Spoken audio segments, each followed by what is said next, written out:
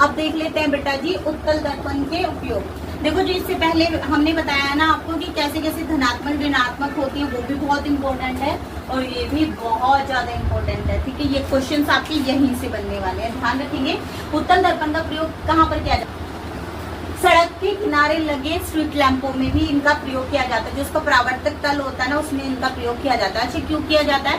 क्योंकि ये कैसे होता है, ये जो हमारी लाइट आती है ना इनके ऊपर, ये अपसारी होते हैं, यानी कि उस लाइट को क्या कर देते हैं, उस प्रकाश को फैला देते हैं, अपसारी कर देते हैं, फैला देते हैं। इसलिए उस लाइट में क्या लगाया जाता है, परावर्तक तल पर क्या लगाया जाता है, उत्तल दर्पण लगाया जाता है, जिससे लाइट को फैलाया जा सके। ठीक है गुड्डा, वाहनों के साइड मिरर में, जैसे ये हमारी कार है, ये भगवान कितनी गंदी ड्राइंग है, ये हमारी कार है, जो यहाँ पर साइड मिरर होते हैं ना बेटा, ये वाले, ठीक है, इन साइड मिरर में क्या लगाया जाता है, उत्तल दर्पण लगाया जाता है। ठीक है, या फिर आप बोल सकते हैं कि पश्य दृश्य के अंदर भी, यानी कि पश्य दृश्य में भी इसका प्रयोग किया जाता है। या तो आ जाएगा कि वाहनों में साइड दर्पण के रूप में इसका प्रयोग किया जाता है, या फिर पूछ लेगा पश्य दृश्य में। अब इसमें कंफ्यूज मत हो जाना बेटा जी, ठीक है, क्योंकि मैम ने तो पश्य दृश्य बताया नहीं, ये दोनों एक ही है। उसके लिए किसका प्रयोग किया जाता है, उत्तल दर्पण का प्रयोग किया जाता है। ठीक है, अब ये सारी और छोटा प्रतिबिंब बनाने के लिए, जहाँ पर भी हमें छोटा प्रतिबिंब बनाना हो ना किसी भी वस्तु का, वहां पर हम किसका प्रयोग करेंगे गुड्डा, तो हम वहां पर हम उत्तल दर्पण का प्रयोग करेंगे। ठीक है, चलिए बेटा, यहाँ पर आपका ना आपके एग्जाम के हिसाब से उत्तल दर्पण खत्म हो जाता है, बस इसी से ही आपके रिलेटेड आएंगे। आप पूछ लेगा, उपयोग पूछ लेगा, ठीक है, न्यूमेरिकल पूछ लेगा। न्यूमेरिकल हम इकट्ठा कराएंगे, समतल दर्पण के, उत्तल दर्पण और अवतल दर्पण तीनों के न्यूमेरिकल इकट्ठा कराने वाले हैं। ठीक है, अब हम समझा देते हैं आपको अवतल दर्पण। ठीक है, देखो अवतल दर्पण क्या होता है, मैंने कहा था जिसका उभरा, ये वाला परावर्तक तल वाला पार्ट ना धंसा हुआ होता है, वो कैसा होता है, अवतल दर्पण होता है। ठीक है बेटा, ये हमने क्या बना दिया, इधर पॉलिश कर दिया इस दर्पण के। ठीक है, ये हम बनाते हैं क्या, मुख्य एक्सिस, क्या बनाते हैं, ये मुख्य अक्ष। ठीक है, मुख्य अक्ष। ठीक है बेटा, यहाँ पर होता है हमारा ध्रुव, यहाँ पर होता है हमारा ध्रुव P, क्या होगा हमारा ध्रुव P। ठीक है, अब ये गोला अगर हम देखें तो हम इधर की तरफ कंप्लीट कर रहे हैं। इसकी वक्रता त्रिज्या यहाँ पर होगी केंद्र C। ठीक है, वक्रता त्रिज्या यहाँ, वक्रता केंद्र यहाँ पर होगा, यहाँ से यहाँ तक की दूरी को हम वक्रता त्रिज्या R बोलते हैं। ठीक है बेटा, यहाँ से इसकी वक्रता त्रिज्या की आधी दूरी को फोकस कहा जाता है। कहते हैं कि आधी दूरी को क्या कहा जाता है, फोकस दूरी कहा जाता है। तो यहाँ से यहाँ पर कैपिटल F हमारा फोकस हो जाएगा, और फोकस तथा पॉल P के बीच की दूरी को स्मॉल f यानी कि फोकस दूरी से रिप्रेजेंट करते हैं। ठीक है गुड्डा, अब देखेंगे हमारा क्या बनता है। तो यहाँ पर वक्रता त्रिज्या कैसी हो जाएगी, देखो हमारी लाइन से इस तरफ है ना, तो कैसे होगा, ऋणात्मक। ठीक है, कैसी होगी, नेगेटिव। फोकस दूरी भी इस तरफ ही है, तो कैसी हो जाएगी गुड्डा, नेगेटिव हो जाएगी। ठीक है, वस्तु तो हमेशा ही इधर रखते हैं, मैंने आपको कहा था कि इधर वस्तु क्यों रखेंगे बेटा, लाइट जो है फिजिक्स में हम प्रकाश जब भी निकालेंगे ना गुड्डा, तो इधर उल्टे हाथ की तरफ भी निकालेंगे, सीधे हाथ की तरफ वस्तु रख मत देना कभी भी, वो गलत हो जाएगा आपका। ठीक है, वस्तु को हमने इस तरफ रखा, यानी कि यहाँ से यहाँ तक की हम हमेशा दूरी कहाँ तक नापते हैं बेटा, पोल P तक नापते हैं। तो वस्तु से पोल P तक की डिस्टेंस को, वस्तु की दूरी को U कहा जाता है। तो U भी इसकी कैसी हो गई गुड्डा, ऋणात्मक हो गई। अब हमारी इमेज भी ना 6 कंडीशन बनती है इसकी इमेज बनने की।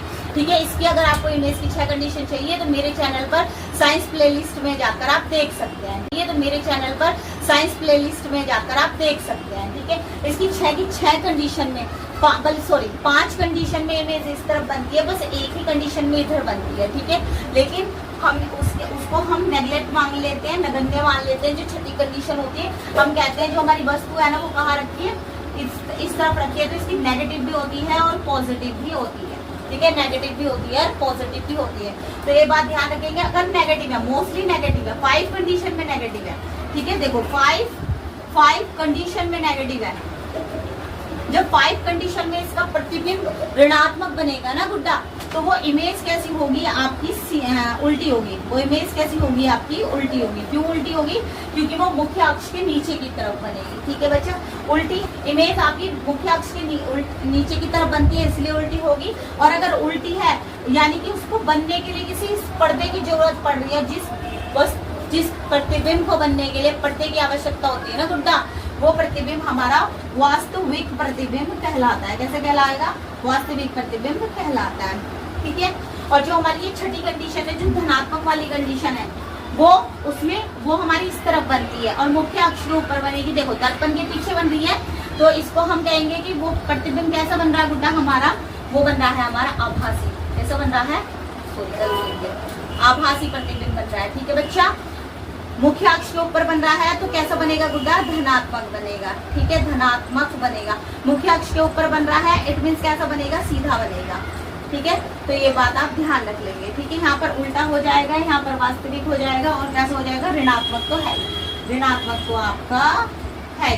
ठीक है, आई होप आपको ये बात समझ आई होगी। ठीक है, अब हम यहाँ पर लिख लेते हैं तो किस प्रकार से इसकी इमेजेस बनती है। ठीक है, और अवतल दर्पण के द्वारा प्रतिबिंब, प्रतिबिंब अवतल दर्पण में 6 कंडीशन में बनता है। 5 कंडीशन में एक जैसा बनेगा, उल्टा बनता है। उल्टा क्यों बनेगा, मुख्य अक्ष के नीचे है, उल्टा बनेगा। अगर उल्टा बन रहा है तो वास्तविक होगा, उसको बनने के लिए पर्दे की जरूरत होगी बेटा जी।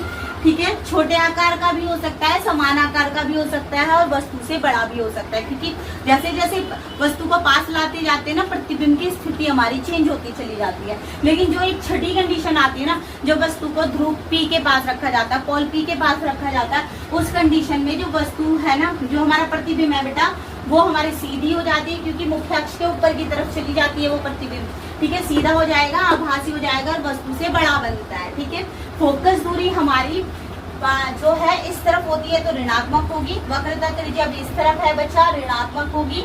वस्तु की दूरी देखो मुख्य अक्ष से इस तरह, हमारे ध्रुव पी से इस तरफ पड़ती है तो ऋणात्मक होगी। प्रतिबिंब की दूरी फिर वही बात आती है, 5 कंडीशन में प्रतिबिंब दर्पण से इस तरफ बनेगा तो ऋणात्मक होगा। लेकिन वो जो ध्रुव वाली कंडीशन आती है ना, जब वस्तु को ध्रुव के पास रखा जाता है, उस कंडीशन में प्रतिबिंब दर्पण के पीछे बनता है, इसलिए तो आभासी बनता है। उस कंडीशन में क्या हो जाएगा, धनात्मक हो जाता है। ठीक है बेटा, अब आती है वस्तु की ऊंचाई। हम मुख्य अक्ष के ऊपर की तरफ वस्तु को रखते हैं। ठीक है, ये मुख्य अक्ष के ऊपर की तरफ हम वस्तु को रखते हैं यहाँ पर, तो कैसी हो जाएगी बेटा, ऊंचाई इसकी धनात्मक हो जाएगी। जबकि प्रतिबिंब कहाँ बनता है बेटा, नीचे इस तरफ बनता है, तो प्रतिबिंब की ऊंचाई कैसे हो जाएगी, 5 कंडीशन में तो ऋणात्मक होगी क्योंकि उल्टा बनता है। लेकिन जो छठी कंडीशन आती है ना, उसमें प्रतिबिंब यहाँ बनता है, वस्तु से तो बड़ा बनता है। ठीक है, और आभासी बनेगा इस तरीके से डॉटेड लाइन में। ठीक है, तो उस कंडीशन में कैसे हो जाएगा, धनात्मक हो जाएगा। 5 कंडीशन में कैसे रहता है बेटा, ऋणात्मक रहता है।